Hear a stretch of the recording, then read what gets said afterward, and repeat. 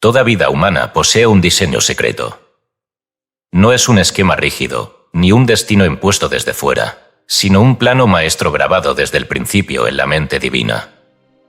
No fuimos arrojados al mundo por azar ni nacimos para deambular sin rumbo.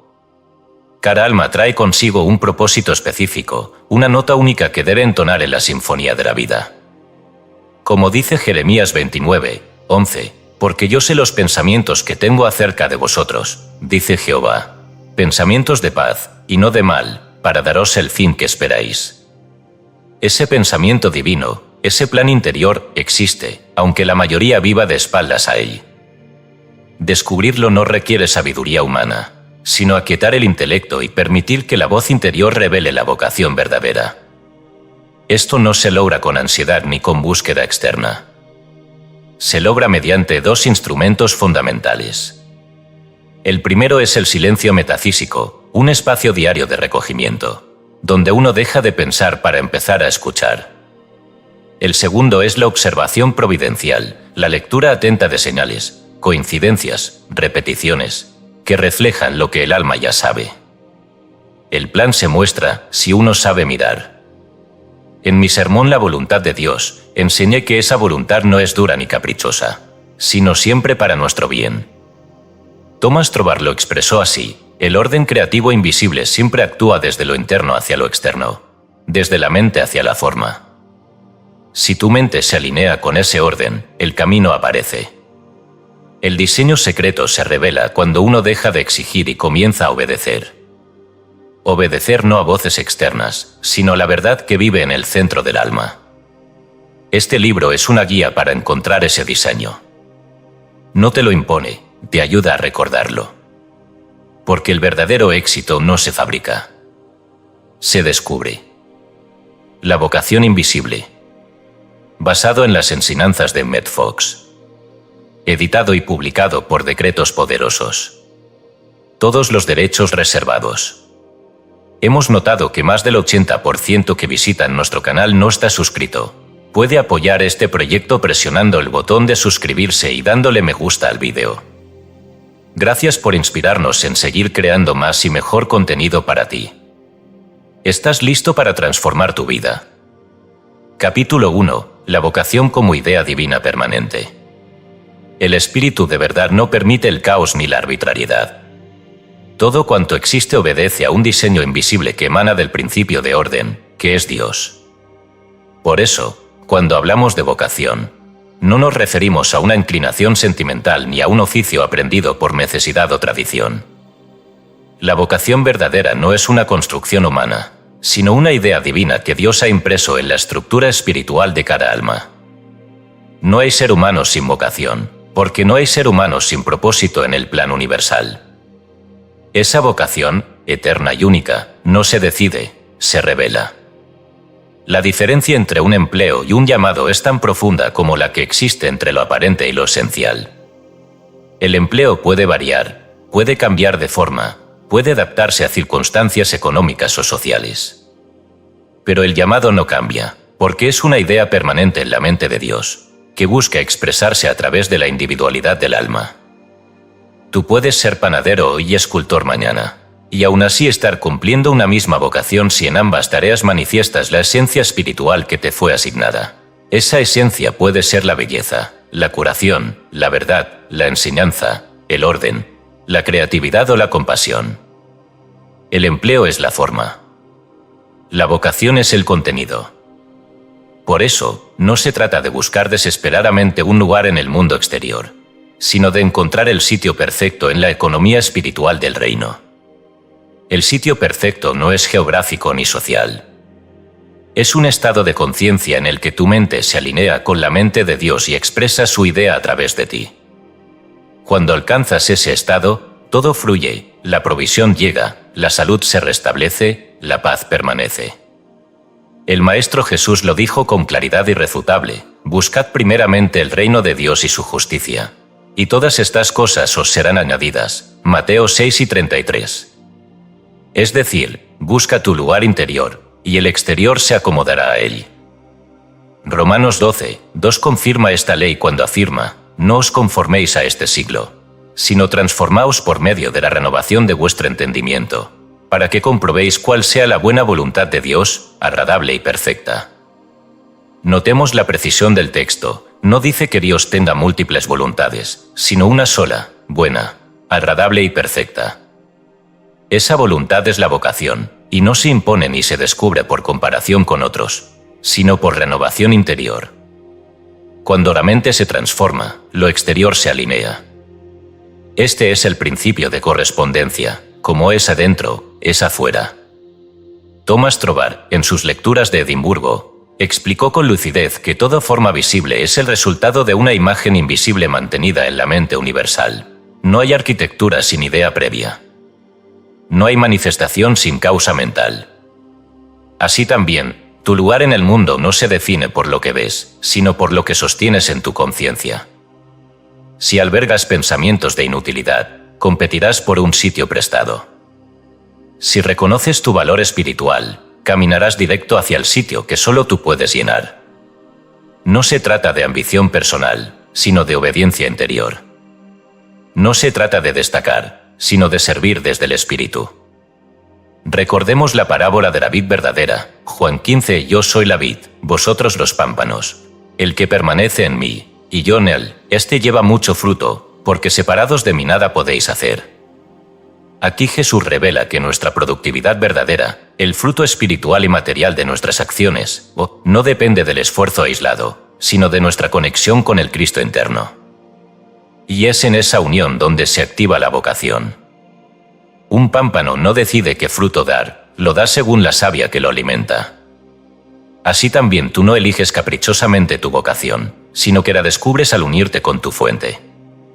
¿Te has preguntado por qué tantas personas, aun rodeadas de éxito aparente, viven en la insatisfacción? ¿Por qué abundan los que ganan dinero, pero pierden la paz? ¿Por qué tantos buscan notoriedad, pero no hallan propósito? La respuesta es una sola: han confundido el oficio con el llamado. Han ocupado sitios ajenos. Han intentado ajustar su alma a moldes que no les corresponden. Han ignorado la voz interior por seguir las voces exteriores. Han querido ser ramas sin vid. El mundo te dirá que sigas lo rentable, lo seguro, lo que imitan las masas. Pero el espíritu te dirá que sigas el gozo íntimo, la alegría callada que brota cuando haces lo que debes hacer. No es euforia. Es certeza. No es ruido. Es paz. Esa paz es la señal de que estás en tu sitio perfecto en la economía espiritual. Esa paz no depende de salario ni reconocimiento, sino de cumplimiento. Es la misma paz que sintió Jesús cuando dijo: «Mi comida es que haga la voluntad del que me envió, y que acabe su obra», Juan 4:34. Y tú, te has detenido a escuchar qué obra te fue confiada, has reconocido que tu vida no es un accidente, sino una misión. ¿Te has permitido el silencio suficiente para oír lo que el ruido no deja escuchar?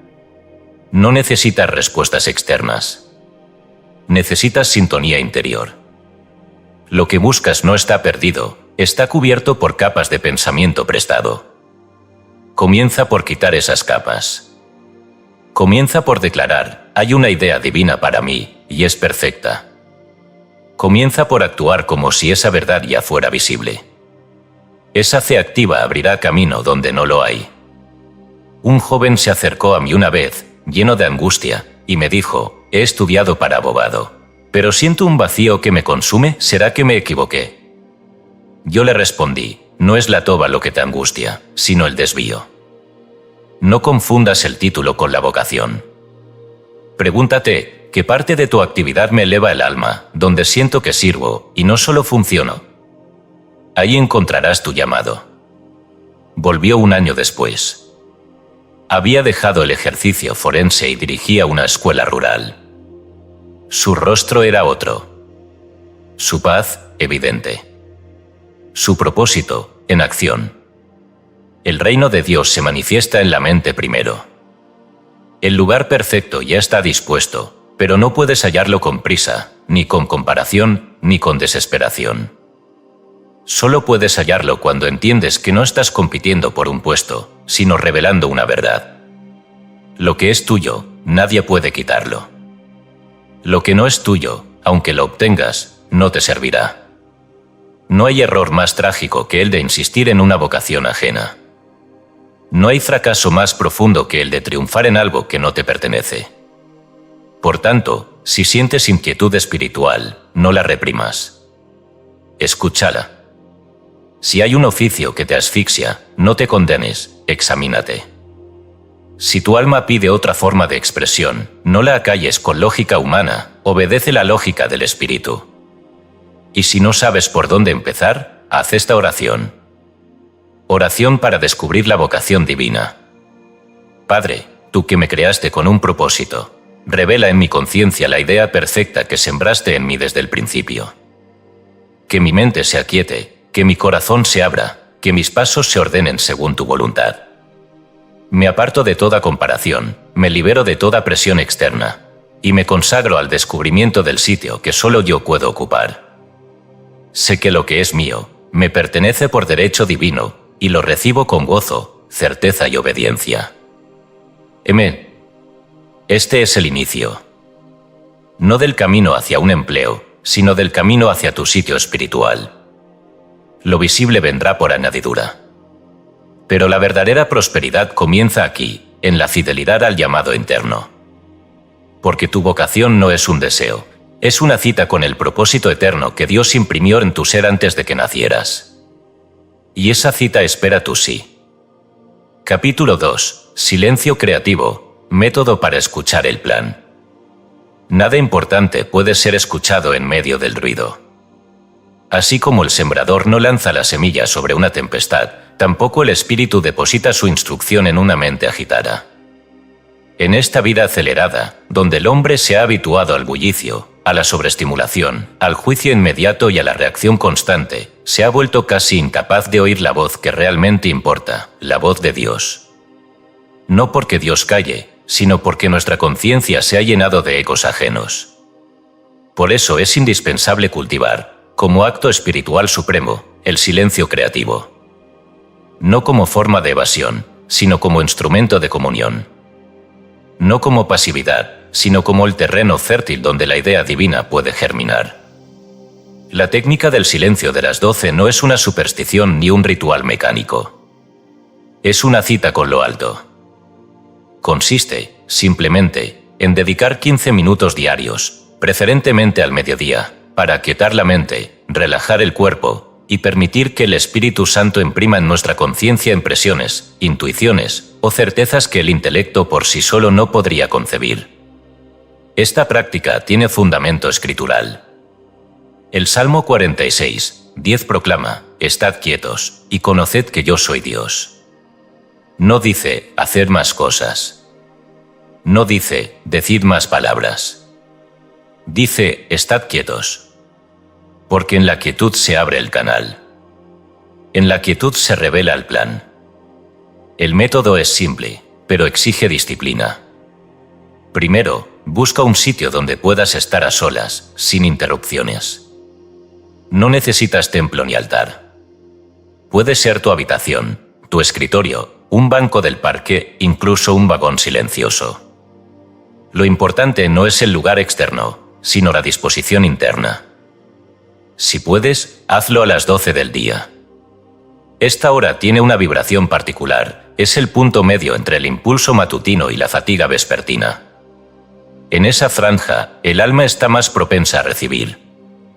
Si no puedes a esa hora, escoge otro momento, pero conságralo. No lo negocies con el mundo. Una vez allí, comienza por aflojar el cuerpo.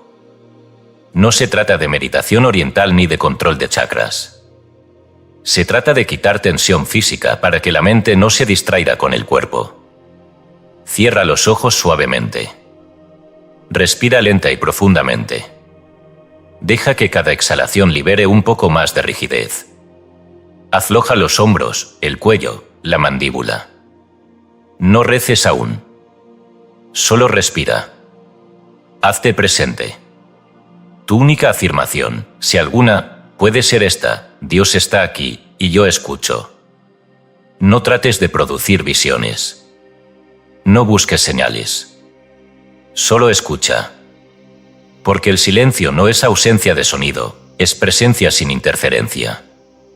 Luego, cuando sientas que el cuerpo ha cedido, dirige tu atención al corazón. No al órgano físico, sino al centro interno donde reside la intuición. Allí es donde Dios habla. No con palabras, sino con comprensión súbita. No con frases, sino con paz. En este punto, puedes usar una afirmación suave como: estoy en paz. Estoy dispuesto. Estoy escuchando.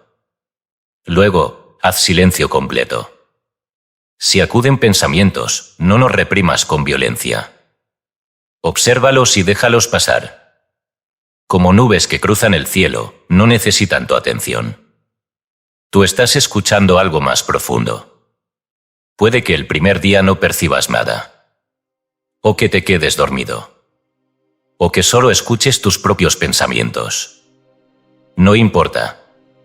La práctica va tallando un canal.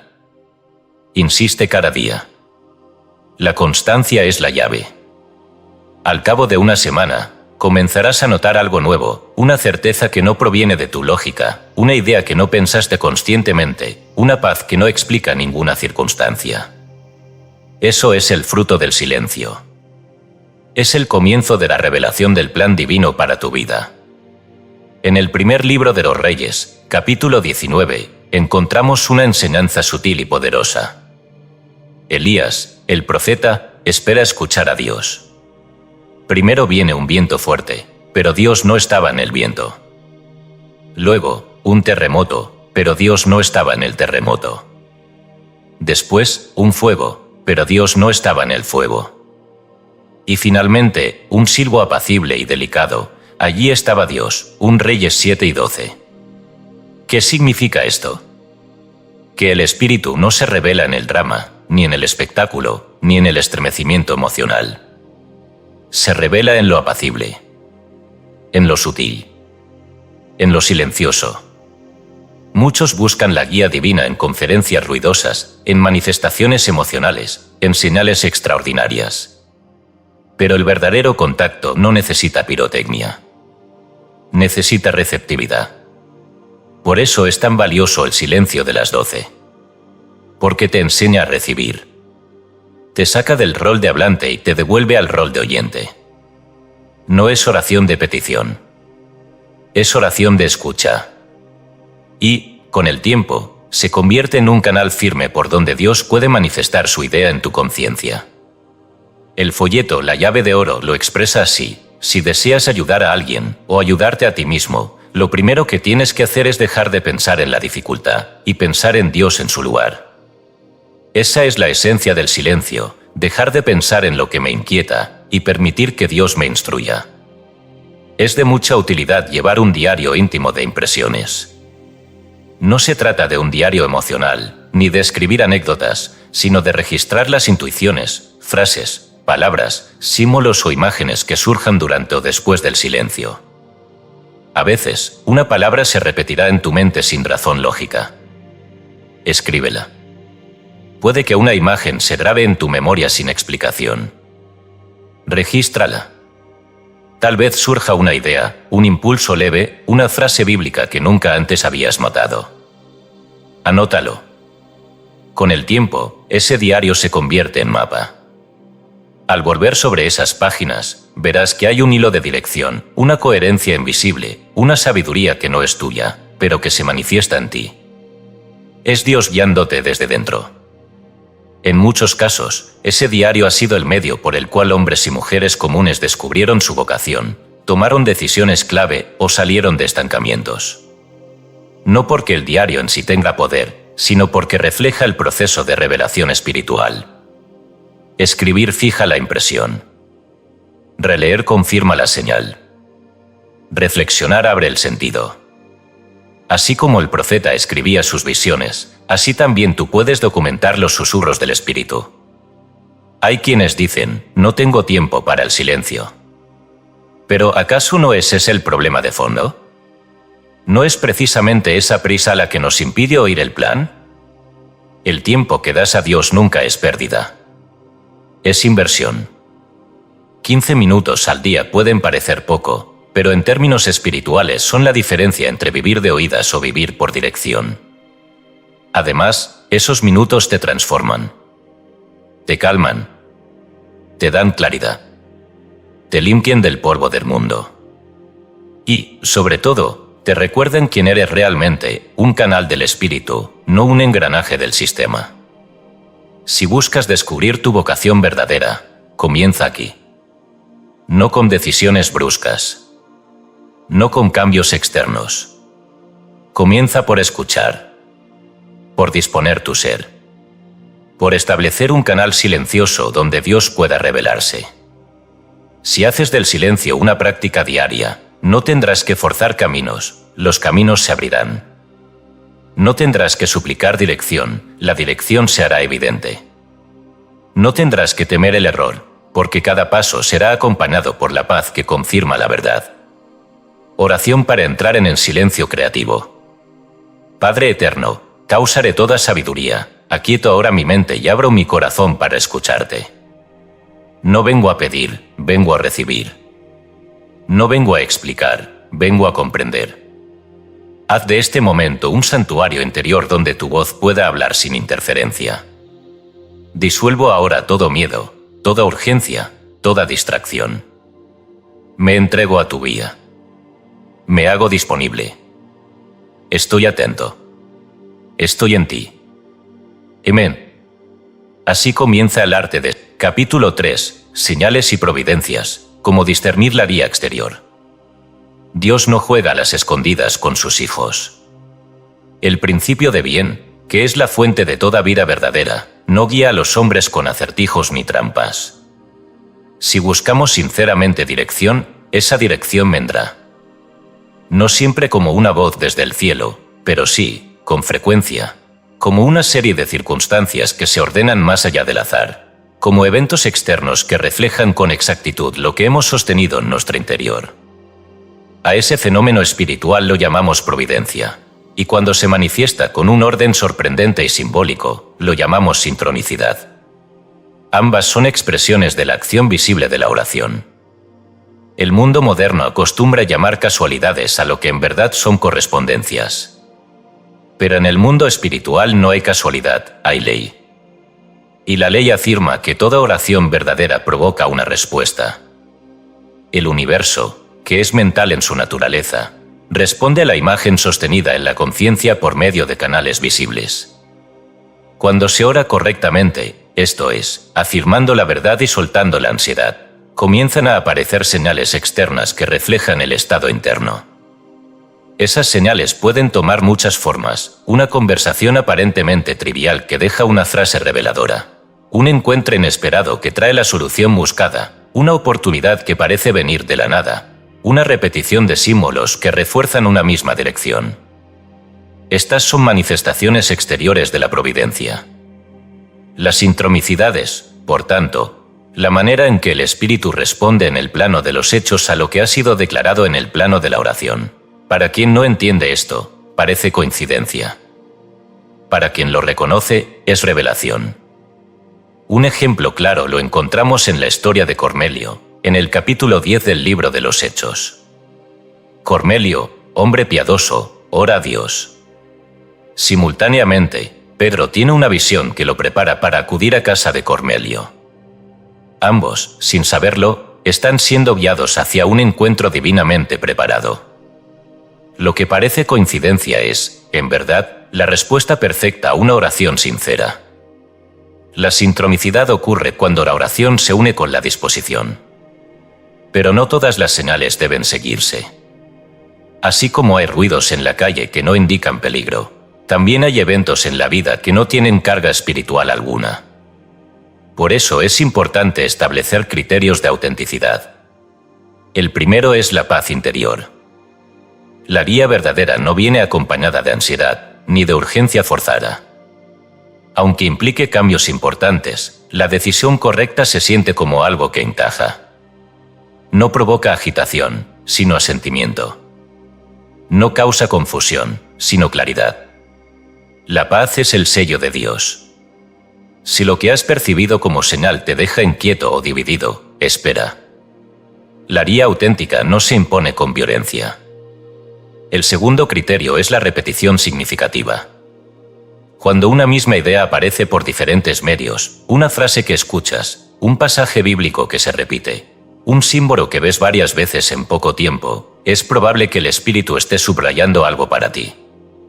Esta repetición no es producto del azar, sino de la ley de correspondencia, como es adentro, es afuera.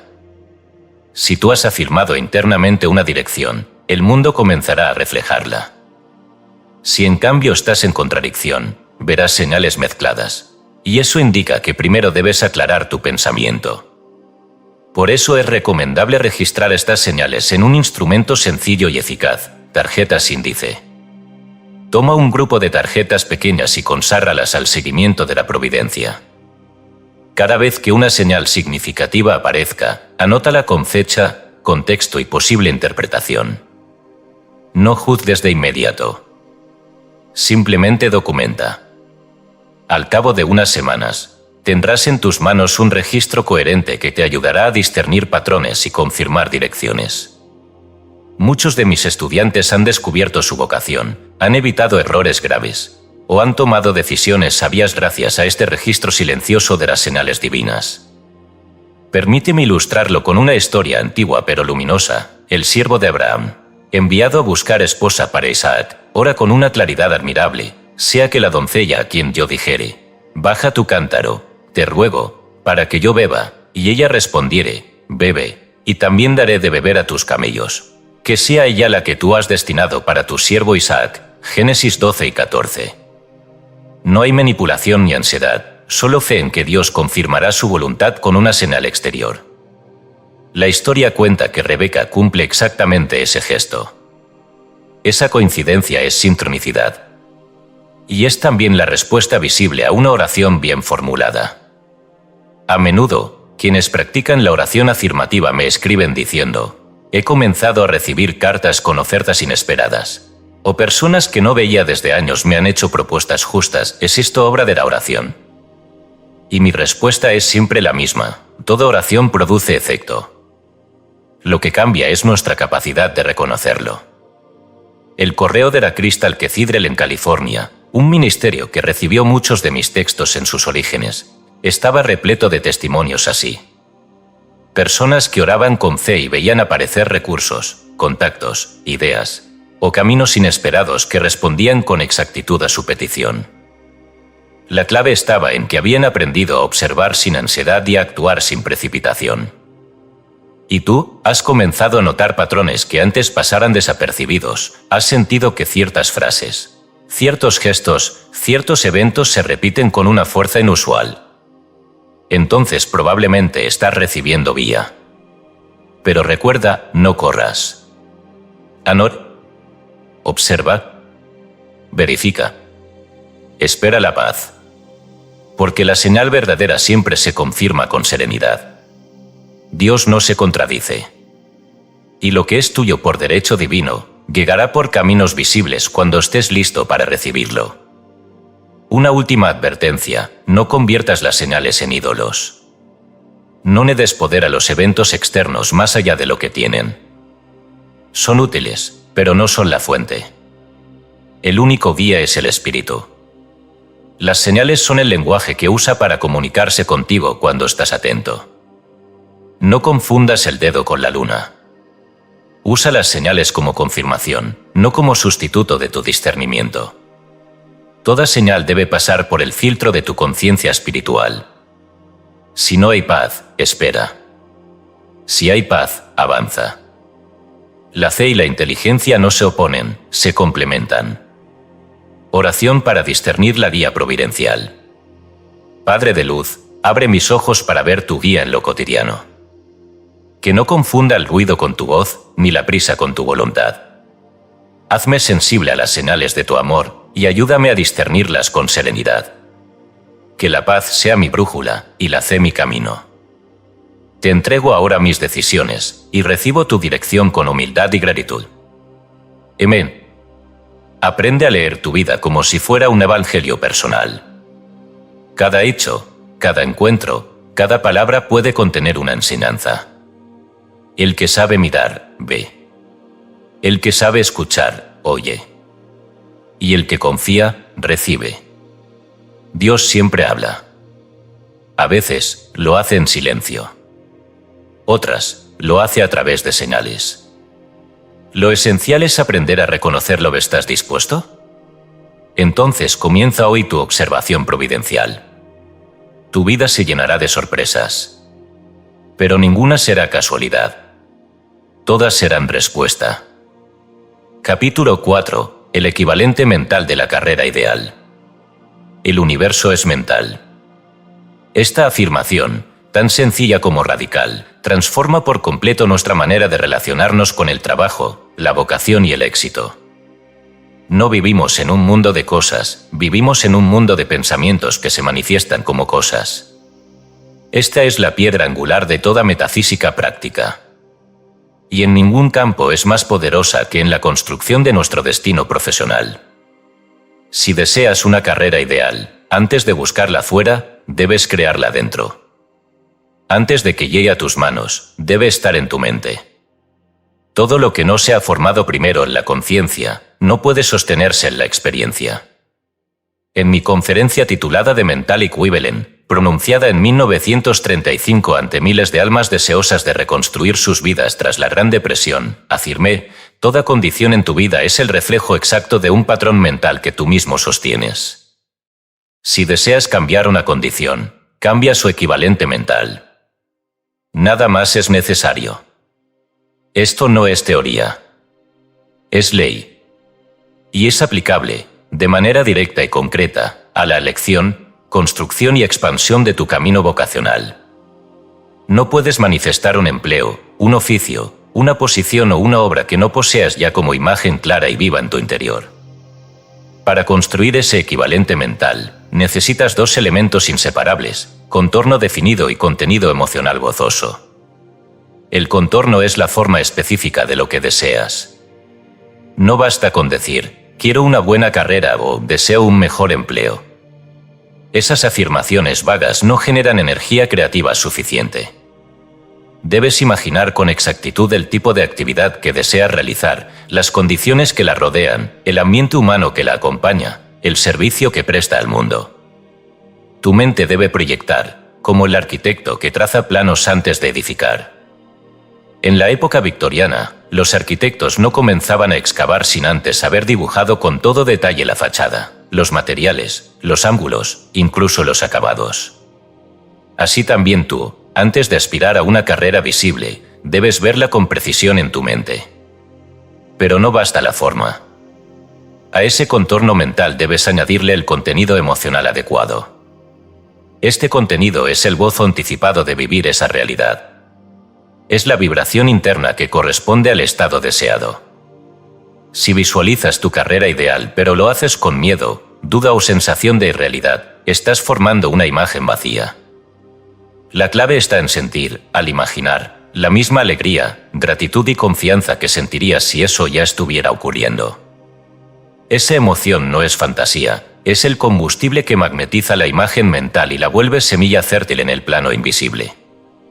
Proverbios 23:7 nos recuerda esta ley eterna, porque ¿cuál es su pensamiento en su corazón? Tal es él. Observa bien, no dice cuál es su pensamiento en su cerebro, sino en su corazón. Es decir, no basta con una idea superficial. El pensamiento efectivo es el que está cargado de sentimiento. Lo que piensas sin emoción no crea. Lo que piensas con emoción, sí. Por eso muchos repiten afirmaciones y no ven resultados, lo hacen con la mente, pero no con el corazón. Carecen del equivalente emocional. Y la mente sin emoción es como semilla en tierra árida. Aquí es donde aparecen los obstáculos principales. El primero es la duda. La duda es el saboteador interno que debilita la imagen. Es pensar algo con los labios mientras el corazón lo niega. Y lo que manda es el corazón. Si dudas, aunque repitas lo correcto, no producirás resultados. La duda neutraliza la oración. Por eso Jesús decía: todo lo que pidáis orando, creed que lo recibiréis, y os vendrá. Marcos 11:24. No dijo pedid con esfuerzo, sino creed. Y el creer es un estado emocional profundo, no un acto forzado. El segundo obstáculo es la fantasía errante. La imaginación, mal dirigida, se convierte en distracción. Soñar despierto no es lo mismo que visualizar con propósito. Quien fantasea, se evade. Quien visualiza, construye. La diferencia está en la intención y en la disciplina. En la fantasía errante, la mente salta de una imagen a otra sin anclaje, sin estructura, sin convicción. Hoy desea ser escritor, mañana arquitecto, pasado chef y la semana próxima pastor. Esta dispersión no crea nada. Es humo mental. En cambio, la verdadera visualización es firme, constante, dirigida y cargada de fe. Es el mismo cuadro que regresas a mirar cada día, con una emoción cada vez más intensa. Es una forma mental que cultivas como el jardinero riega su planta. Para evitar caer en estos errores, establece un horario diario de construcción mental. Dedica al menos 10 minutos al día a visualizar con precisión y gozo tu carrera ideal. Hazlo en silencio, sin interrupciones, en un estado de relajación física. Comienza con una afirmación clara: estoy en proceso de expresar la perfecta carrera que Dios ha concebido para mí.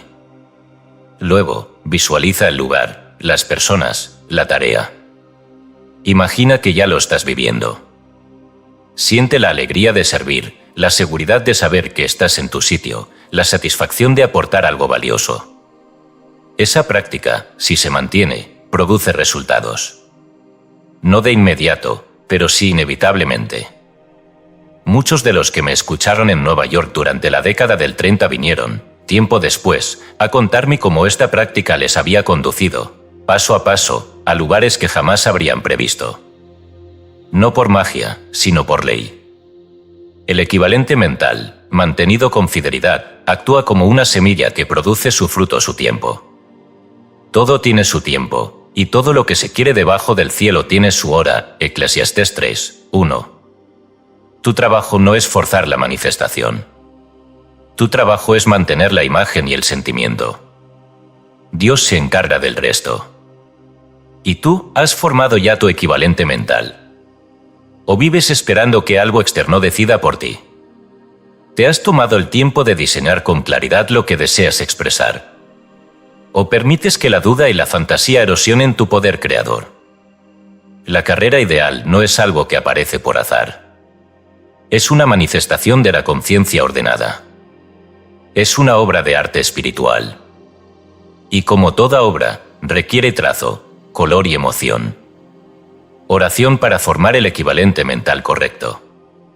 Padre, tú que eres la fuente de toda imagen verdadera, guía ahora mi mente para formar en ella el reflejo exacto de la carrera perfecta que has dispuesto para mí.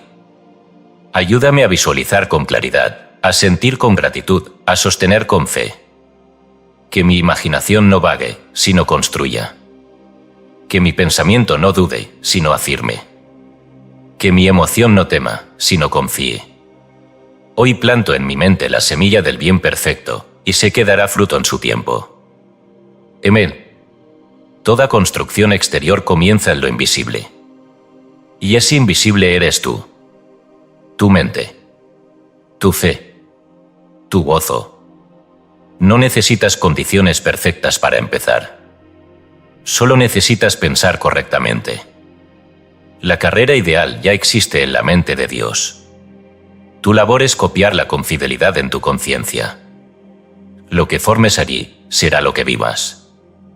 Porque como es adentro, es afuera. Y como es tu pensamiento en el corazón, así es tu vida. Capítulo 5. Oración afirmativa para el empleo correcto. Toda oración verdadera es una afirmación. No es súplica. No es lamento. No es espera pasiva. Es la declaración interior de una verdad espiritual, pronunciada desde la conciencia del Hijo hacia la fuente que siempre responde. La oración afirmativa no intenta convencer a Dios de nada. Reconoce que todo el bien ya está dado, y que lo único que se necesita es aceptarlo mentalmente, con claridad, con fe y con constancia. Por eso, Para encontrar el empleo correcto, no basta con repartir hojas de vida ni conseguir consejos de moda. Se requiere una labor espiritual concreta, formar en la mente la idea de ese empleo y afirmarla como un hecho ya concedido. Porque así es como opera el reino de Dios, no desde la carencia, sino desde la posesión interior. Jesús fue claro cuando dijo: «Pedid, y se os dará, buscad, y hallaréis, llamad, y se os abrirá». Mateo 7. ¿7? Estas no son palabras dulces para consolar al angustiado. Son leyes mentales. Pedir no es repetir quiero, sino afirmar tengo. Buscar no es correr sin dirección, sino sostener con constancia la imagen correcta. Llamar no es gritar con miedo, sino mantener la puerta de la fe abierta, esperando que la gracia entre. Cuando oramos con afirmaciones en tiempo presente, estamos activando estas tres acciones: pedimos al declarar, buscamos al sostener, llamamos al agradecer. La redacción de afirmaciones debe ser precisa, simple, positiva y siempre en presente indicativo, como si ya estuviéramos viviendo lo que deseamos. No se debe decir, tendré un buen trabajo, porque eso sitúa el cumplimiento en el futuro indefinido. Se debe declarar, estoy ahora expresando el empleo perfecto que Dios ha preparado para mí. O bien, trabajo con alegría, eficiencia y éxito, y soy bien remunerado por ello. Estas frases no son fórmulas mágicas. Son vehículos de conciencia. Lo que tú piensas como verdadero en el presente, será manifestado como experiencia en el tiempo adecuado. Esta es la ley inmutable. Y cuando se practica con fe, no falla. En mi manual Teach Us to Pray, que tantos han usado en momentos de necesidad concreta, enseñé que la oración afirmativa actúa como una palanca espiritual que mueve las condiciones. Pero como toda palanca, necesita constancia en su aplicación. Por eso recomiendo el ritmo de 7 repeticiones al día. Este ritmo no es caprichoso. Está basado en el principio del ciclo completo.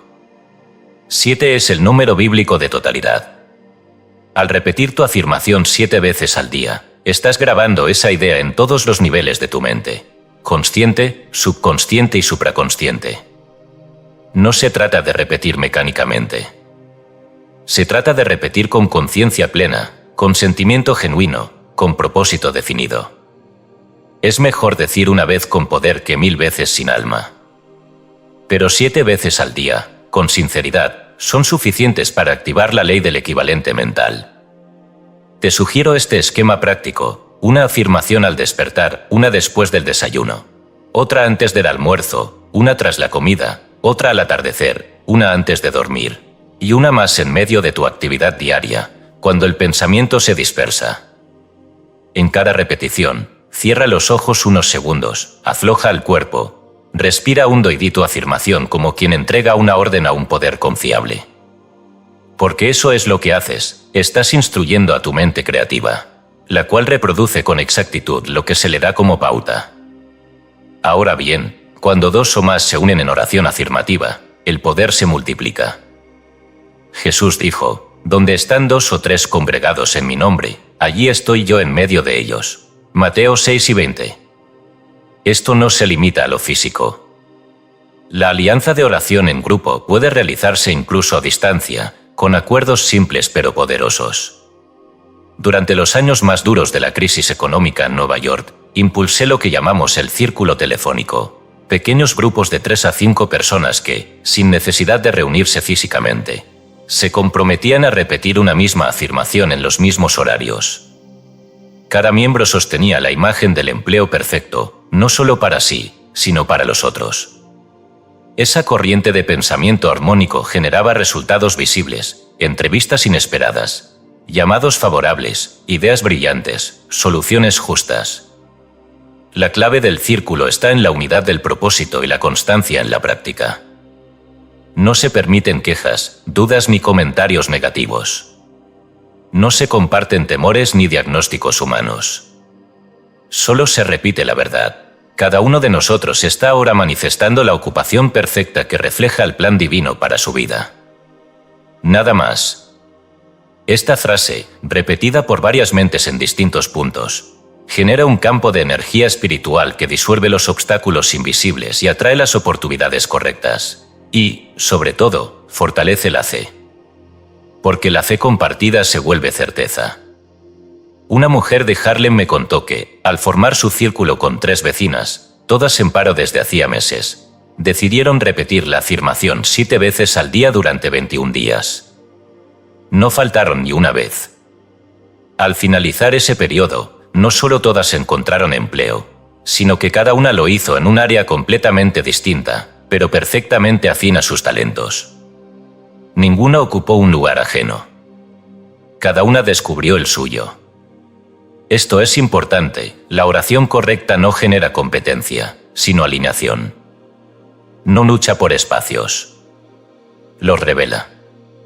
El himno Stand Up and Bless the Lord, tan cantado en las congregaciones que acompañaron mi prédica, no es una pieza musical decorativa. Es una instrucción espiritual. Levántate y bendice al Señor significa, afirma el bien, proclámalo, reconócelo ahora. No es una espera pasiva. Es una toma de posición.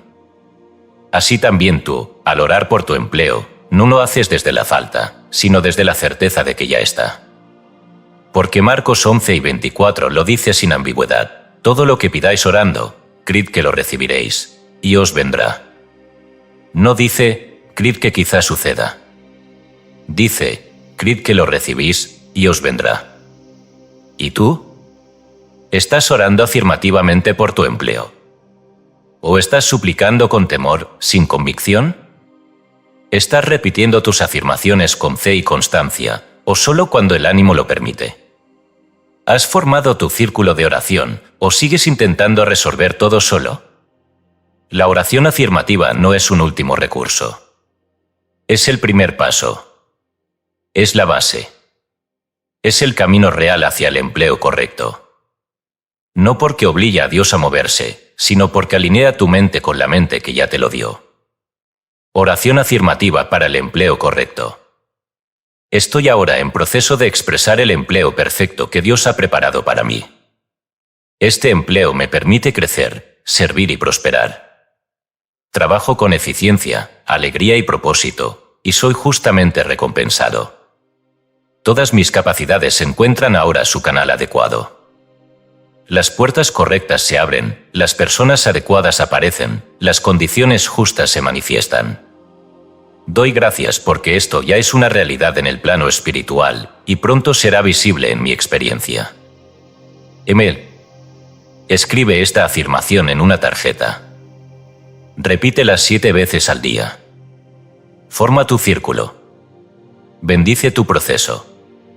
No temas los silencios, son preparación. No temas los rechazos, son redirecciones. Confía. Agradece. Afirma. Porque lo que hoy sostienes con fe, mañana será tu experiencia. Así opera la ley. Y la ley no falla. Capítulo 6. Curar el miedo al fracaso y a la escasez. La mayoría de los hombres fracasan no por incapacidad, sino por miedo. La escasez no nace en los graneros, sino en la mente. Y es ese temor invisible, heredado, colectivo, el que contamina los pensamientos, debilita la fe, paraliza las decisiones y contorsiona la imagen mental del bien. No puede existir prosperidad verdadera donde el miedo impera. Porque el miedo no solo oscurece el presente, falsifica el futuro. El que teme lo peor, comienza a verlo aún donde no existe. El que se imagina derrotado, anticipa la derrota en cada gesto. Y como todo pensamiento sostenido tiende a volverse forma, el miedo fabricará exactamente aquello que más se desea evitar. Ahora bien, este miedo no surge únicamente de la experiencia personal. Es alimentado, día tras día, por las sugestiones de masa. La mente colectiva, sin dirección espiritual, proyecta constantemente imágenes de escasez, lucha, carencia, competencia feroz, desempleo inevitable y ruina global. A través de la prensa, la política, los discursos sociales y las conversaciones comunes, se instala en las conciencias una visión del mundo dominada por la ansiedad. En épocas de crisis, como la que vivimos durante la Gran Depresión de 1929, estas sugestiones alcanzan un poder hipnótico. Recuerdo cómo personas sanas, con talentos evidentes, entraban en estado de pánico paralizante simplemente porque el entorno repetía sin cesar que no había futuro. Debemos entender que estas sugestiones son falsas por naturaleza. Son sombras proyectadas por la ignorancia espiritual. Si la mente divina es la fuente de todo bien, y si tú estás unido a esa fuente por tu filiación espiritual, entonces nada externo puede separar tu provisión verdadera. El mundo no es tu proveedor, ni el gobierno, ni el mercado, ni el patrón. Tu provisión viene de Dios, y ese suministro es inagotable. No por consuelo emocional, sino por principio. Para disolver el miedo al fracaso y a la escasez, debes aplicar un tratamiento de destierro mental, repetido con convicción, dirigido a reeducar tu conciencia. El tratamiento es simple pero eficaz. Dios es mi provisión inagotable. Nada me falta. Nada me amenaza. Estoy sostenido eternamente por el principio de abundancia. Este tratamiento no pide. Afirma. No duda. Declara. No espera el cambio de condiciones externas. Cambia la raíz interna del temor. Al repetirlo cada vez que surja la ansiedad, estarás entrenando a tu subconsciente para rechazar las sugestiones colectivas. No basta con decirlo una vez. Debes saturar tu campo mental con esta verdad hasta que se convierta en tu primera reacción, no en tu último recurso. Una mujer que asistía a mis reuniones en el Manhattan Opera House, madre viuda de 3 hijos, me confesó que vivía aterrorizada por no poder alimentarlos. No tenía empleo y cada día parecía una batalla contra la desesperanza. Le enseñé el tratamiento anterior y le pedí que lo repitiera 50 veces al día, en voz baja, en soledad, especialmente al levantarse y antes de dormir. Al cabo de 2 semanas, su rostro era otro. Su voz ya no temblaba. Y al mes siguiente, sin pedirlo, una antigua amiga le ofreció dirigir un pequeño comedor para obreros, con salario, vivienda y alimentos incluidos. Todo llegó sin esfuerzo, me dijo, pero después de que dejé de temerlo. Esa es la clave. El bien siempre estuvo disponible. Lo que bloqueaba su llegada era el miedo. Ese miedo, además, suele estar ligado a figuras de autoridad pasadas que imprimieron en la mente una idea errónea de fracaso. Padres que repetían, tendrás que luchar duro si quieres sobrevivir. Maestros que decían, no sirves para esto. Jeces que humillaban. Religiosos que predicaban un Dios castigador. Estas voces del pasado, si no se perdonan, siguen operando como leyes internas. Uno puede haber salido de la infancia, pero si no ha liberado esas memorias, seguirá obedeciéndolas sin saberlo. Por eso, parte esencial de la curación del miedo es el perdón consciente a esas figuras. Perdonar no es justificar. No es negar el daño. Es liberar el poder que esas imágenes aún tienen sobre tu pensamiento. Es decir, ya no acepto que tu voz sea la mía. Ya no cargo tu temor como herencia. Me desligo con amor y me declaro libre. Este acto, si se hace con sinceridad, corta cadenas invisibles. Al perdonar, uno no solo limpia su alma, limpia su campo de creación. Y al liberarse de esos juicios antiguos, la mente puede por fin formar un nuevo equivalente mental, uno donde el éxito es posible, la provisión es natural y el bien es accesible. El apóstol Juan lo expresó con fuerza espiritual, en el amor no hay temor, sino que el perfecto amor echa fuera el temor, 1 Juan 4:18. Y el amor perfecto es el reconocimiento del bien como única realidad. Cuando sabes que Dios es tu fuente, no puedes temer la escasez. Cuando sabes que tu ser está diseñado para prosperar, no puedes temer el fracaso. Cuando entiendes que el Espíritu obra a través de ti, no puedes temer a la competencia. Solo cuando olvidamos nuestra filiación espiritual aparece el miedo. Y solo cuando la recordamos, el miedo se desvanece. El Salmo 23 lo proclama sin ambigüedad. el Señor es mi pastor, nada me faltará. No dice, puede que no me falte. Dice, nada me faltará. Y esa afirmación es el antídoto definitivo contra la ilusión de escasez. Cada vez que tu mente se incline hacia la duda, hacia la queja, hacia la preocupación económica, recita ese versículo como espada espiritual. No lo digas como amuleto. Dilo como ley. Dilo como quien despierta. Porque en verdad, eso es lo que haces, despiertas del sueño del miedo. Ralph Waldo Trine, en su ensayo In Tune with the Infinite, que tanto ha inspirado a generaciones de buscadores sinceros, escribió: el hombre que se armoniza con el infinito comienza a vivir desde una fuente interna de suministro. Ya no depende del mundo, vive en él, pero no de él. Esa es la meta de todo verdadero estudiante de la verdad. Y también el único fundamento duradero para una carrera exitosa. Porque el empleo correcto no es un producto de la lucha, sino de la armonía. Y la armonía solo surge cuando el miedo ha sido disuelto. Oración para desterrar el miedo al fracaso y a la escasez. Padre amoroso, tú eres mi única fuente. En ti no hay carencia ni fracaso. Hoy disuelvo toda idea heredada de miedo, toda voz del pasado que me niega. Perdono a quienes me limitaron. Me libero de sus palabras. Me declaro hijo del bien, digno de prosperar. Declaro que tu provisión fluye hacia mí sin cesar, y que mi camino está sostenido por el orden divino. Hoy dejo de temer. Hoy comienzo a vivir desde la certeza. Amén. Toda verdadera prosperidad comienza cuando el miedo termina. Y el miedo termina no cuando cambia el mundo, sino cuando cambia la mente. Tú no estás aquí para temer. Estás aquí para manifestar. Y Dios no te ha traído hasta este punto para abandonarte. Él te ha traído para mostrarte que tu provisión no depende de los hombres, ni de las cifras, ni del mercado. Depende únicamente de tu conciencia. Y hoy puedes elevarla. Hoy puedes declarar, nada me falta. Dios es mi provisión inagotable. Esa es la verdad. Todo lo demás es sugestión. Capítulo 7. Talentos ocultos, facultades espirituales hechas habilidad. Todo ser humano nace con un potencial espiritual específico. Ese potencial no es prestado, no se improvisa, no es producto de la educación ni del entorno, es intrínseco, eterno, divinamente sellado en el alma. Forma parte del plan divino que hemos venido explorando. Pero este potencial, que en su origen es puramente espiritual, debe traducirse en habilidad práctica para producir frutos visibles en el mundo.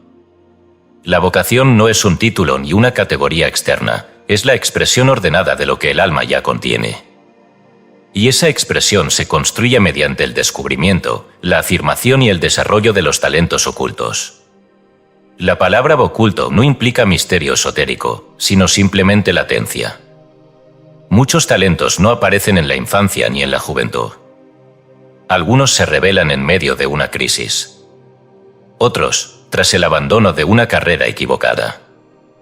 Otros más, durante un momento de oración sincera. Pero todos están ya presentes, esperando una sola cosa: ser reconocidos y utilizados conscientemente como canales de expresión espiritual. Porque el talento, en la visión metafísica, no es un adorno personal, sino un conducto del bien universal. Y quien comprende esto, comienza a vivir su vocación como una forma de ministerio. Charles Fillmore, pionero de la metafísica cristiana y fundador de Unity, propuso una enseñanza esencial. Los seres humanos poseen 12 poderes espirituales, que no son órganos físicos ni rasgos psicológicos, sino facultades divinas que, al ser despertadas y aplicadas, transforman la vida entera. Estos poderes son fe, amor, fuerza, juicio, imaginación, entendimiento, voluntad, orden, celo, poder, vida y eliminación. Cada uno tiene una función concreta, y todos pueden y deben ser activados en el ámbito del trabajo. Por ejemplo, la imaginación no es fantasía, es la capacidad espiritual de visualizar una idea antes de ejecutarla. Todo emprendedor, artista, maestro o inventor depende de esta facultad. La fuerza no es músculo, sino persistencia interna. Es la capacidad de sostener una visión aun cuando las condiciones externas sean adversas. La voluntad, bien entendida, no es terquedad, sino alineación con el bien, es la capacidad de decir sí a lo correcto aunque el ego prefiera lo cómodo. El entendimiento es la facultad de ver el significado profundo detrás de las experiencias, lo cual es vital para crecer en cualquier oficio. Y la eliminación es el poder de soltar lo que ya no sirve, como viejas creencias, tareas impropias o apegos que obstruyen el nuevo camino. Estos poderes no se activan por lectura, sino por práctica. Y la primera práctica consiste en la autoescucha honesta. Esto significa detenerse y preguntarse con humildad, ¿qué actividad me produce verdadero júbilo? No hablo de placer superficial ni de emoción pasajera. Hablo del gozo profundo, esa sensación de estar en el lugar correcto, haciendo lo que corresponde, sin desgaste interior. Ese júbilo es una señal. Es, como he dicho en mis notas privadas, la brújula más confiable del alma. Cuando uno está en su camino, lo sabe por el gozo. Cuando uno está fuera de él, lo sabe por la fatiga, el aburrimiento o la tensión continua. El júbilo no es lujo, es guía. Este ejercicio de autoescucha puede practicarse de manera sencilla. Toma un cuaderno y dedica unos minutos cada noche a responder, con calma, esta pregunta: ¿qué momento de mi día me produjo más gozo al servir, al crear o al resolver? No importa cuán breve o simple haya sido esa actividad. Anótala. Al cabo de una semana, comenzarás a ver un patrón. Y ese patrón es una pista hacia tus talentos ocultos. Muchas personas descubren así que disfrutan enseñar, o reparar, o acompañar, o diseñar, o liderar. Otros descubren que la actividad que más gozo les trae no forma parte de su trabajo actual. Y esa revelación puede ser dolorosa al principio, pero es también una puerta. Porque donde hay gozo, hay propósito. A este ejercicio se suma una herramienta de enorme valor, el ensayo imaginativo nocturno. Esta práctica, que enseñé muchas veces en reuniones íntimas, consiste en dedicar los últimos minutos antes de dormir a imaginar vívidamente una jornada ideal, como si ya estuvieras ejerciendo la vocación perfecta. No se trata de soñar despierto sin orden, sino de representar mentalmente, paso a paso, un día completo en tu oficio ideal. ¿Qué haces al levantarte? ¿A dónde vas? ¿Con quién trabajas? ¿Qué creas? ¿Qué resuelves? ¿Cómo te sientes al finalizar el día? Este ensayo debe ser visual y emocional. Debes ver, oír, sentir y gozar lo que imaginas. El estado hipnagógico, ese momento entre la vigilia y el sueño, es altamente receptivo. Lo que se graba allí, penetra en el subconsciente con gran fuerza. Y como el subconsciente no distingue entre lo real y lo imaginado, comenzará a organizar recursos internos y externos para aproximarte a esa imagen. He visto personas transformar su vida laboral por completo en pocos meses gracias a esta práctica constante. No por azar, sino por ley. La parábola de los talentos, Mateo 25, nos recuerda con fuerza lo esencial. Cada uno ha recibido talentos, aunque en diferente medida, y será juzgado no por la cantidad, sino por el uso. El que oculta su talento, por miedo, dice el texto, lo pierde. Pero el que lo multiplica, recibe más. Esta parábola no habla de dinero. Habla de potencial espiritual. Y su mensaje es claro: los dones que no se usan, se atrofian, los que se usan, se amplifican. Por tanto, no es válido excusarse diciendo no sé qué hacer. Comienza con lo poco que sabes. Úsalo bien. El próximo paso se revelará. Ralph Waldo Emerson, en su ensayo Self-Reliance, proclamó una verdad que ha sido faro para muchos. Confía en ti mismo, cada corazón vibra con esa cuerda de hierro. Esta confianza no es arrogancia, sino reconocimiento del Dios interno. No puedes confiar en tu vocación si no confías en el principio que la sembró en ti. Y no puedes desarrollarla si no estás dispuesto a actuar con autonomía interior, aunque el mundo diga otra cosa. Emerson fue rechazado por muchos, pero su pensamiento iluminó a generaciones. No porque gritara, sino porque vivió fiel a su voz interior. Así también tú. Si quieres expresar tu vocación, comienza por descubrir tus talentos ocultos. No busques la opinión del mundo, busca la dirección del alma. Escucha tu voz. Ensaya tu visión. Usa tus facultades espirituales con intención. No temas empezar pequeño. Toda gran obra comenzó como semilla. Lo único imprescindible es que comiences. Porque el principio ya te ha dotado de lo necesario. El resto vendrá por añadidura. Oración para activar los talentos ocultos. Padre de toda sabiduría, despierta en mí los dones que has sembrado. Que cada facultad espiritual se convierta en habilidad útil.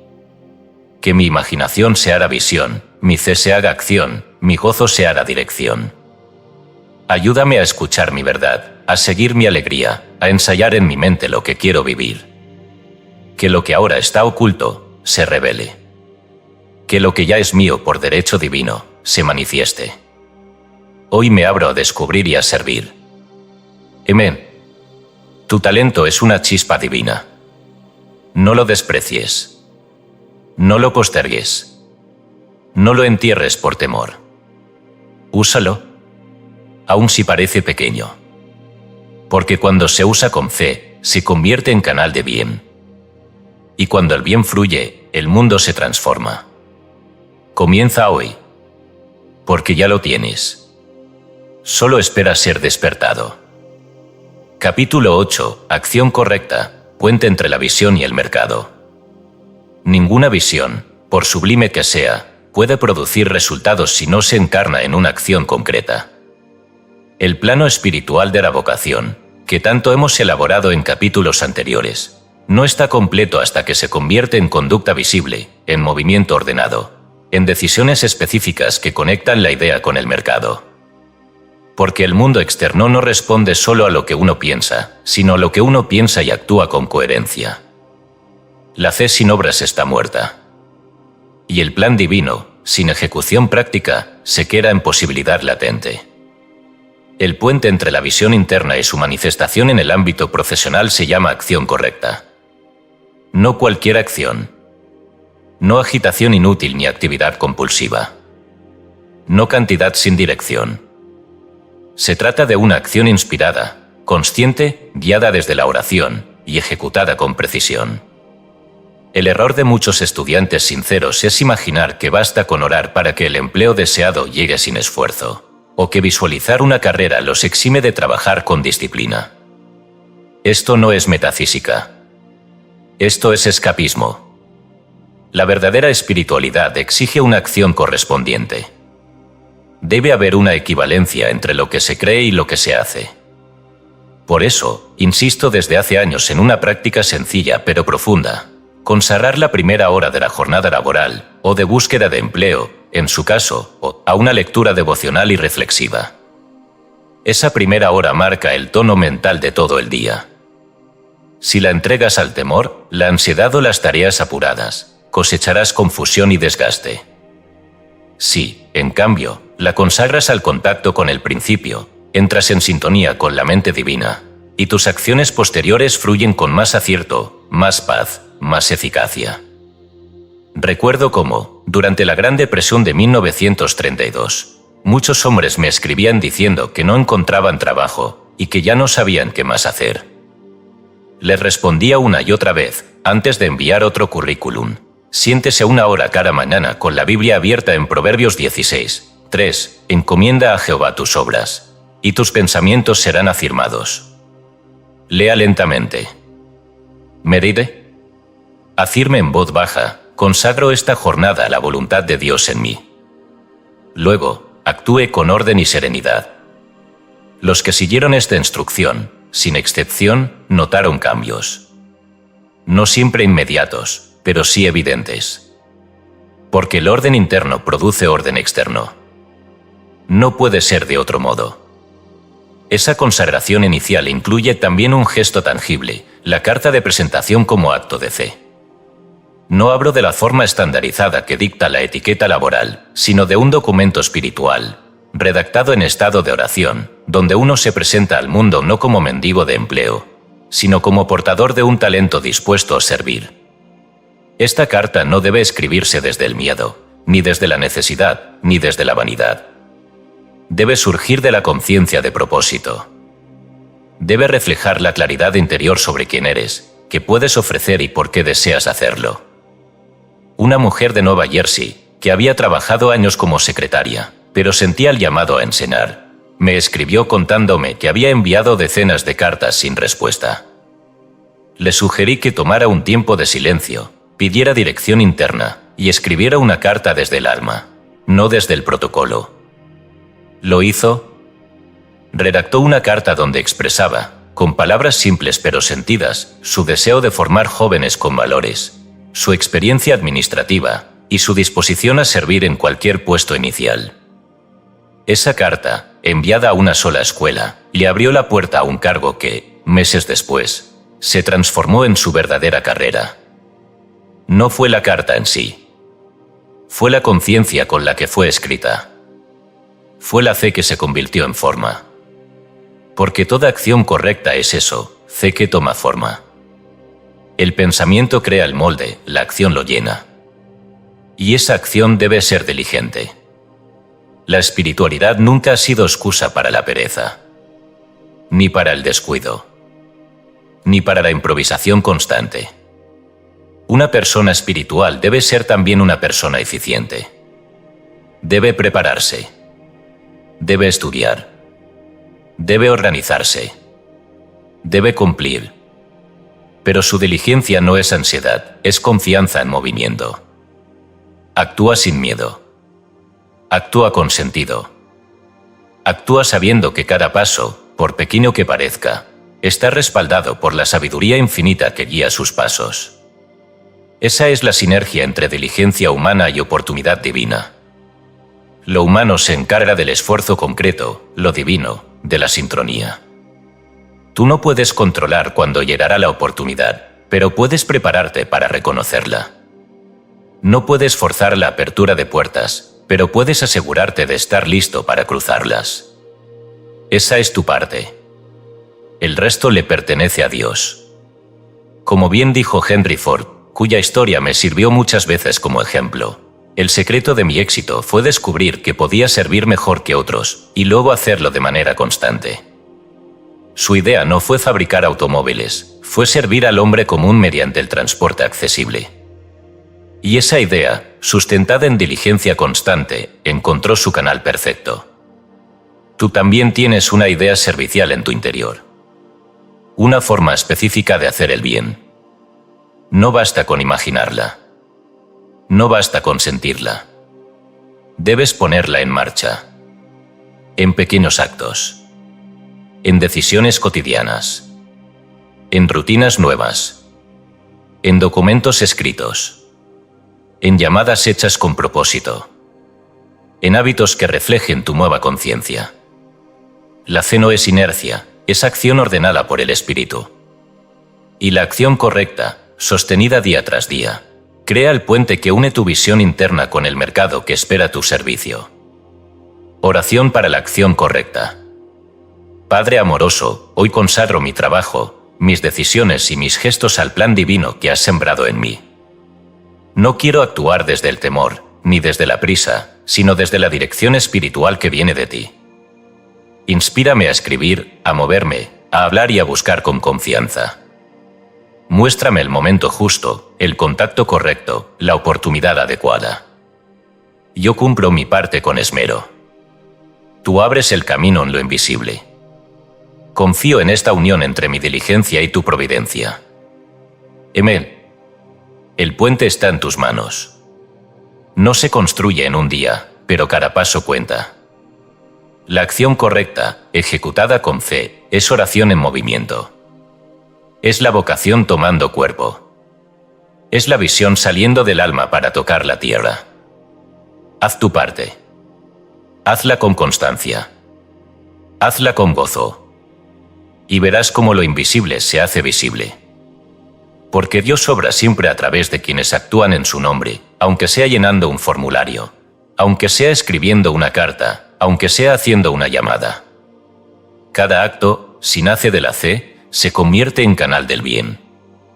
Y el bien siempre encuentra su camino.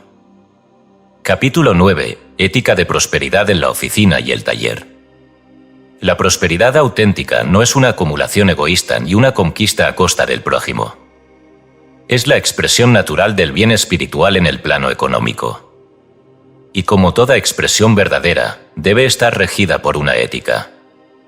Porque sin ética, la prosperidad se convierte en codicia, sin principios, la riqueza se disuelve en angustia. Sin amor, el éxito externo se vuelve una forma sutil de esclavitud. Por eso, si deseas que tu vocación florezca sostenidamente en el mercado, sea este una oficina, un taller, un negocio, una fábrica o una consulta, debes integrar en cada acción un conjunto claro de valores espirituales que protejan tu alma, bendigan tu entorno y multipliquen tu bien sin dañar a nadie. El primer y más fundamental de estos valores es el principio de servicio. Jesús lo resumió con autoridad en el Sermón del Monte. Así que todas las cosas que queráis que los hombres hagan con vosotros, así también haced vosotros con ellos. Mateo 7 y 12. Esta no es solo una regla moral, es una ley de prosperidad. Quien obra para el bien ajeno, inevitablemente se hace canal del bien. Quien ayuda a otro a prosperar, crea en su propio entorno una corriente ascendente que lo eleva también. Esta verdad ha sido comprobada una y otra vez. No es necesaria una fe ciega, basta con observar con honestidad. Los empleadores que sinceramente desean que sus colaboradores crezcan, terminen liderando empresas estables. Los empleados que se esfuerzan por hacer brillar a su equipo, encuentran caminos de promoción real. Los comerciantes que bendicen la ganancia de sus clientes, multiplican su propio caudal. Esta es la gran diferencia entre trabajar por dinero y trabajar como canal de servicio. El primero lo hace por temor o ambición, el segundo, por propósito. Y el que trabaja con propósito, aún en medio de dificultades, mantiene su dignidad interior y su paz. Andrew Carnegie, en su ensayo de Gospel of Beald, comprendió esto cuando propuso que el verdadero deber del empresario no es acumular sin límites, sino redistribuir con inteligencia el bien recibido, promoviendo condiciones que eleven a otros. No lo dijo desde una religión, sino desde la experiencia. Había visto muchos ricos arruinarse por no servir, y a muchos modestos prosperar por hacer del servicio una norma de vida. Por eso, enseño siempre el diezmo mental. No es una obligación religiosa, ni un cálculo monetario, sino un acto de conciencia. Consiste en bendecir activamente la prosperidad ajena. Cuando ves que otro crece, gana, se expande, en lugar de envidiarlo o criticarlo, declaras en tu interior: bendigo esta expresión de bien. Me alegro por su éxito. Lo veo como señal de que la abundancia es real y accesible también para mí. Esta práctica no solo elimina la envidia, que es veneno espiritual, sino que fortalece tu fe en la ley. Porque si ves que otros prosperan y lo celebras, te alineas con la energía del bien. En cambio, si reaccionas con juicio o resentimiento, cierras tu canal. El diezmo mental no se trata de dar dinero, sino de dar reconocimiento al bien donde se manifiesta, incluso cuando aún no lo ves en tu propia vida. Un joven oficinista que me visitó en 1933 me contó que había comenzado a odiar a su jefe porque éste ganaba mucho más que él, y vivía con lujos que le resultaban ofensivos. Estaba atrapado en una atmósfera de queja constante. Le enseñé el principio del diezmo mental y le pedí que, durante un mes, cada vez que pensara en ese jefe, lo bendijera en silencio. Dios bendice su éxito. Yo también soy parte del flujo de esa abundancia. Al principio le costó. Luego, comenzó a sentir alivio. Y un día, sin buscarlo, ese jefe le propuso ascenderlo a un cargo mejor. Fue como si hubiera cambiado de alma, me dijo. No fue el jefe. Fue él quien se liberó de su bloqueo interior. Y esa liberación permitió la expansión. Junto al principio del servicio y al diezmo mental, hay un valor que sirve como escudo: la honradez. en lo pequeño y en lo grande, en lo visible y en lo oculto. La honradez no es solo no robar. Es actuar con integridad, con coherencia, con pureza de intención. Es no manipular datos, no engañar al cliente, no encubrir errores, no tomar crédito por el trabajo ajeno, no justificar negligencias. Es, en resumen, vivir como si Dios estuviera observando cada acto, porque en verdad, Dios está en ti y ve a través de ti. Esta honradez debe ser tanto masculina como femenina, es decir, debe integrar firmeza y sensibilidad. La honradez masculina protege los principios, la femenina cuida las formas. Ambas son necesarias. En el relato de José en Egipto, Génesis 39, encontramos una ilustración magistral. José, vendido por sus hermanos, termina como esclavo en casa de Potifar. Pero allí, por su integridad, su eficiencia y su actitud correcta, prospera. El Señor estaba con José, y era varón próspero, y su amo vio que Dios estaba con él. José no solo trabajaba bien, lo hacía con una ética que lo distinguía. Aún siendo tentado, aún siendo injustamente acusado, mantuvo su integridad. Y esa honradez lo condujo, paso a paso, al gobierno de Egipto. No fue magia. Fue fidelidad al bien en toda circunstancia. Esa es la verdadera prosperidad, la que crece desde adentro y no depende de las condiciones externas. ¿Y tú? ¿Estás sirviendo donde estás? ¿Estás bendiciendo la prosperidad ajena o juzgándola? ¿Estás actuando con honradez aún en los detalles que nadie ve?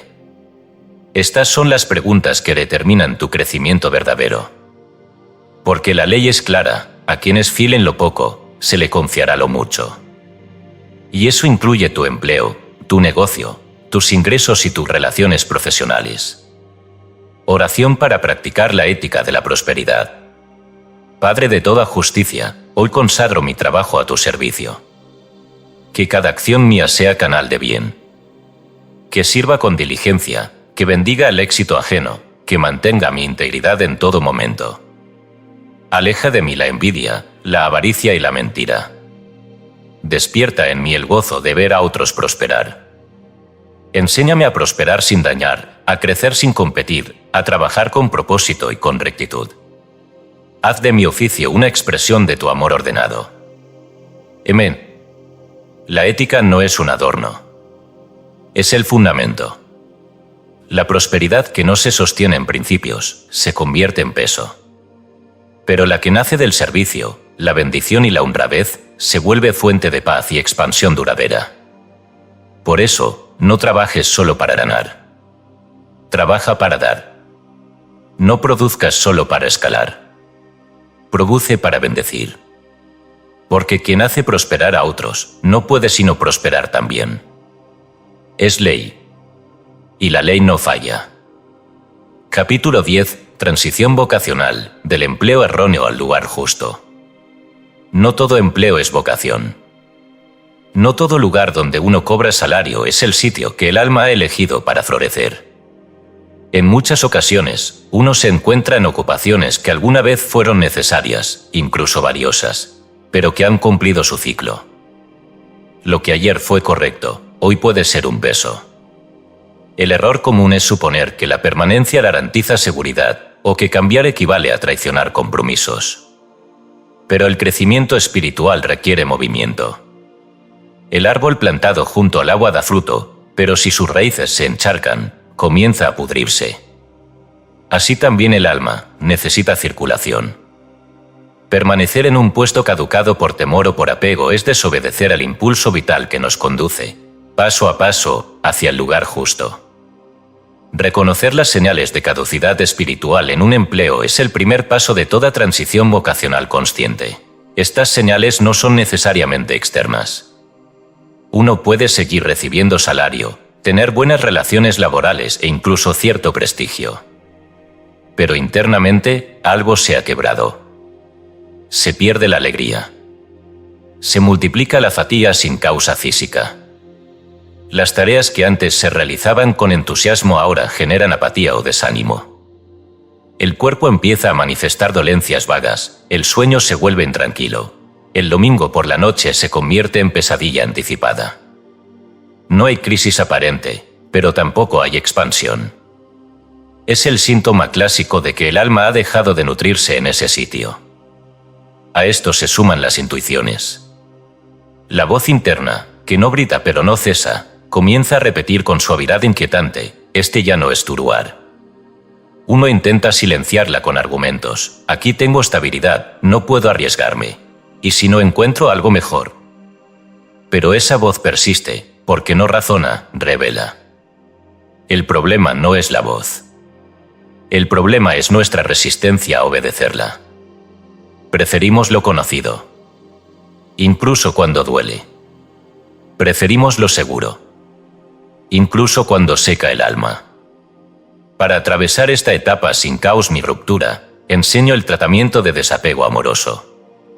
Este tratamiento no busca destruir el empleo actual ni denigrarlo. Todo sitio que nos ha sostenido merece gratitud. Incluso los trabajos que no nos corresponden espiritualmente han servido como peldaños, como salones de aprendizaje, como terrenos de prueba. Por eso, el primer paso no es la queja, sino la gratitud. Y el segundo, el desapego. La fórmula es la siguiente: bendigo este empleo por lo que me ha dado. Lo libero con amor. Declaro que ya no es mi lugar.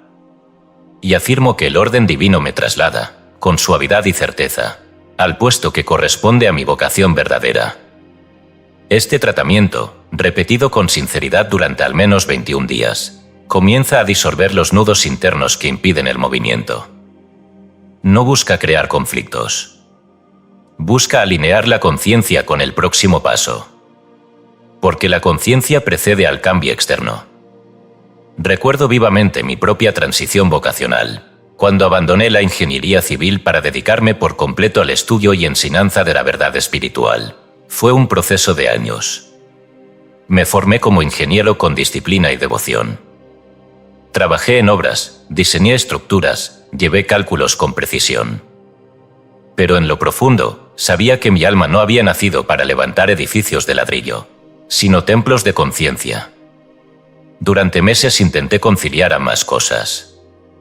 Pero llegó un punto donde el desgaste interior fue evidente. Ya no podía sostener la doble vida. El alma exigía totalidad. Y fue entonces cuando declaré, por primera vez, con plena fe: nada me separa de mi bien. Esa afirmación se convirtió en mi ancla. No sabía aún qué forma tomaría mi nuevo llamado. No tenía garantías materiales. Pero tenía la certeza de que Dios, habiendo sembrado en mí el deseo, también prepararía el camino. Y así fue. Puertas se abrieron. Oportunidades surgieron. Personas clave aparecieron. No fue mágico, fue ley. Ahora bien, no siempre la transición es inmediata.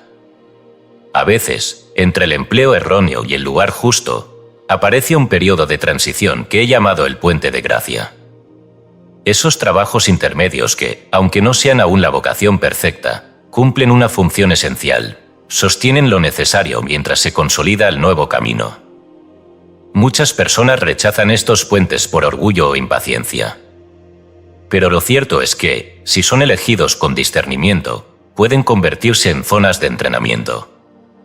Allí se aprende lo que será necesario en el nuevo lugar.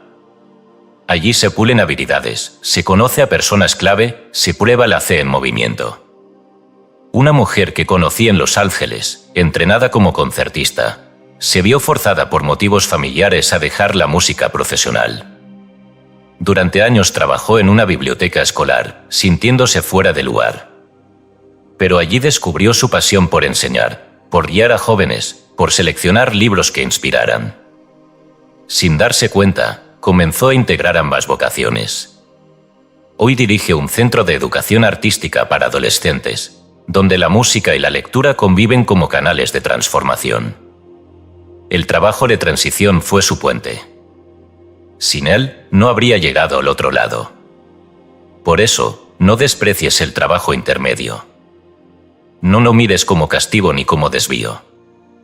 Míralo como pasarela, como entrenamiento, como evidencia de que el principio te sostiene incluso entre etapas. Porque Dios no te deja caer entre lo viejo y lo nuevo. Si mantienes tu fe activa, si bendices el pasado sin apego y afirmas el futuro sin ansiedad, el presente se convierte en escalón. Y el puente se construye debajo de tus pies mientras caminas. Oración para la transición vocacional. Padre de toda guía, hoy reconozco que he cumplido un ciclo.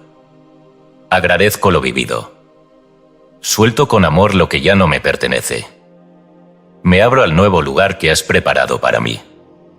Que tu sabiduría me muestre el camino. Que tu amor disuelva el temor. Que tu poder abra las puertas que deben abrirse. No temo dejar lo viejo. No exijo ver lo nuevo. Solo confío. Porque nada me separa de mi bien. Amén. Cambiar de empleo no es traición. Es obediencia. Es seguir el llamado interior que crece, madura, se afina. Y si ese llamado es verdadero, y lo es, el universo entero colaborará con tu movimiento. No necesitas saber todos los detalles. Solo necesitas dar el primer paso con conciencia y determinación. Porque la vida no te pide certezas. Te pide fe en acción.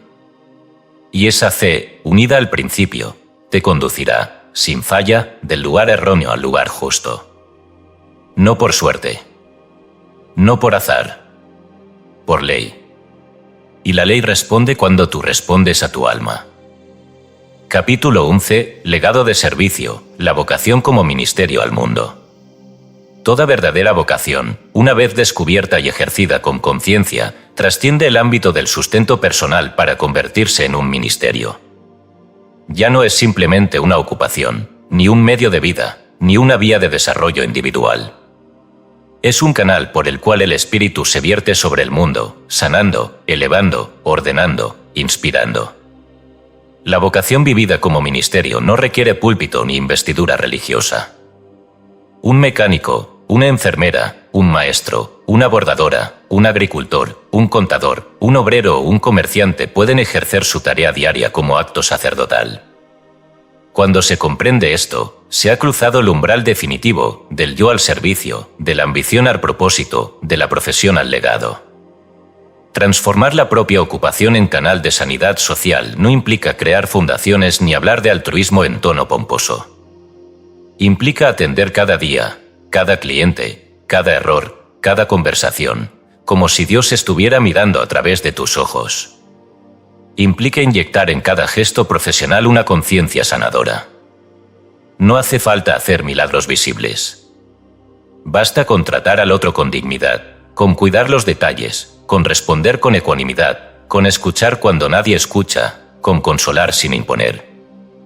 Cuando uno trabaja desde esta conciencia, aunque esté detrás de un mostrador o ante una máquina, deja una huella invisible que perdura. Porque el alma del otro reconoce cuando ha sido tocada por el amor verdadero, aunque no lo diga con palabras.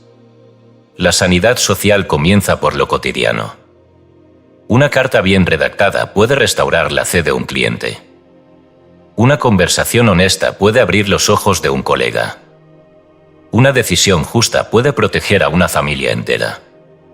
No subestimes el impacto de tu oficio. Tu trabajo no es solo tu medio de vida. Es tu púlpito. Y si lo consagras, si lo mantienes limpio de desidia, de orgullo, de codicia o de queja, se convierte en tu altar. Allí ejerces tu ministerio. No con sermones, sino con acciones. No con títulos, sino con presencia. No con doctrinas, sino con integridad. Pero para que ese ministerio sea continuo y ascendente, se requiere algo más que buena voluntad. Se requiere un plan decenal de crecimiento espiritual y profesional. Porque nadie puede dar lo que no tiene. Y lo que hoy te sirve, mañana puede quedarse corto. El error común es detenerse una vez alcanzado un cierto nivel de competencia o estabilidad. Ya tengo mi puesto, dicen algunos. Ya sé lo que hago, repiten otros. Pero la vocación no es un terreno fijo, es un campo fértil. Y el que no lo cultiva, lo pierde. El plan decenal es una herramienta práctica para evitar la estagnación. No consiste en proyectar metas rígidas, sino en establecer un rumbo claro y renovable. Este plan debe incluir, año tras año, 3 componentes. 1. Una práctica espiritual sostenida y creciente, oración, lectura devocional, silencio reflexivo. 2. Una expansión concreta en habilidades, conocimientos o impacto, nuevas responsabilidades, cursos, publicaciones, mentorías y 3. Un servicio externo libre de retribución, acciones que bendicen sin exigir retorno. No se trata de hacer todo a la vez, sino de trazar un sendero posible. Puedes escribirlo en un cuaderno especial y revisarlo cada año en tu cumpleaños o en el primer día del año. No por obligación, sino por fidelidad a tu propósito. El profeta Habacuc expresó con claridad este principio: escribe la visión y declárala en tablas, para que corra el que leyere en ella. Habacuc 2:2. Lo que se escribe con intención, se graba en la mente. Y lo que se graba con fe, tiende a cumplirse. El plan decenal no es un contrato, es una declaración de voluntad sostenida. Es decirle al espíritu: estoy disponible para crecer, para servir más, para dar forma concreta al bien que me habita. Quien hace esto con sinceridad, recibe ayuda invisible. No lo digo por teoría, sino por experiencia. Las puertas se abren. Las personas adecuadas aparecen. Las oportunidades llegan. Porque cuando uno se pone al servicio de la expansión espiritual, la vida coopera. Ahora bien, ese ministerio que vas construyendo, día a día, acto a acto, palabra a palabra, merece ser transmitido. Y por eso, el capítulo final de toda vocación auténtica es escribir un testamento de ideales para la próxima generación. No hablo de herencias materiales, ni de memorias personales. Hablo de una carta del alma, un documento donde expreses los principios que han guiado tu camino, los errores que aprendiste a corregir, los valores que defenderás aún después de tu partida. Puede dirigirse a tus hijos, a tus discípulos, a tus colaboradores o a quien desees. Pero no debe faltar. Porque el mundo necesita ejemplos. No ejemplos perfectos, sino reales. Personas que digan: aquí me equivoqué, aquí fui guiado, aquí serví, aquí me encontré con Dios en mi trabajo. En mi caso, ese testamento comenzó a tomar forma en el cierre de The Sermon on the Mount, cuando escribí: tú puedes cambiar tu vida. El reino de Dios está en tu mente. Y todo lo demás será añadido. Allí resumí, no solo una enseñanza, sino una vida. Porque entendí que el mensaje no era mío. Era de aquel que me había dado voz para proclamarlo. Y ese es el verdadero legado, dejar una huella espiritual que otros puedan seguir, sin convertirte en ídolo, sino en faro. Una vocación bien ejercida se convierte en camino para otros. No por fama. No por premios. Por fidelidad. Abraham Lincoln, en su discurso de 1861 sobre el trabajo digno, afirmó: el trabajo precede al capital, el trabajo es superior al capital, el trabajo es el sostén de la dignidad humana. Estas palabras siguen vivas. Porque entendió que el oficio no es solo economía, es alma encarnada. Es destino en acción. Es llamado respondido. Y cuando ese trabajo se impregna de ética, de propósito, de amor silencioso, se transforma en herencia espiritual. No necesita monumentos. Se reconoce en la mirada de quienes se cruzaron contigo y se fueron mejores. Oración para convertir la vocación en legado. Padre Santo, gracias por haberme dado una vocación, un canal para expresar tu amor en el mundo. Hoy consagro mi oficio como ministerio. Que cada día sea una ofrenda. Que cada acción sea un puente. Que cada palabra bendiga. Inspírame a crecer, a estudiar, a servir con mayor claridad. Dame visión para los años venideros. Y ayúdame a dejar, con humildad, una huella de verdad para quienes vendrán. No busco gloria. Busco ser útil. Haz de mi vida un testamento vivo de tu bien. Amén. Y así llegamos al final. Pero no al cierre. Porque la vocación no se termina. Evoluciona. Se depura. Se expande. Hoy puede ser un oficio, mañana, un movimiento, más tarde, una escuela o una semilla en el alma de otro. Lo importante es recordar siempre, no estás aquí solo para ganarte la vida. Estás aquí para expresar el reino. Hazlo en tu trabajo. Hazlo en tu trato. Hazlo en tu legado. Porque cuando tu vocación se convierte en canal de Dios, el mundo se ordena, un alma a la vez. Y tú has cumplido tu propósito.